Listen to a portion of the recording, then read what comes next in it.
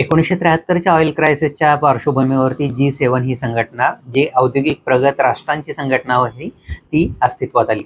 या ग्रुप 7 मार्फत आपण पाहतोय की जगातील वेगवेगळ्या मुद्द्यांवरती, हवामान बदलांचा मुद्दा असेल, आर्थिक प्रशासनाचा मुद्दा असेल किंवा अगदी अलीकडील काळातील एआयचा मुद्दा असेल, या विविध प्रश्नावरती चर्चा केली जाते. ही एक अनौपचारिक संघटना आहे.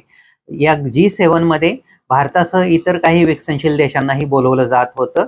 2019 पासून भारताला या ठिकाणी चर्चेसाठी आमंत्रित केलं जात होतं, परंतु या वर्षीची कॅनडामध्ये होणारी ही जी काही परिषद आहे, याला भारताला बोलवण्यात आलेलं नाहीये. आणि या दृष्टिकोनातून भारताच्या परराष्ट्र धोरणाच्या जे काही बदलतं स्वरूप आहे, त्याच्यावरती निश्चितच प्रश्नचिन्ह उभा राहतोय, हे आपण पाहतोय.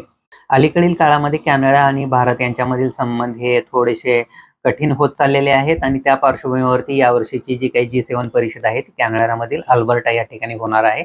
त्या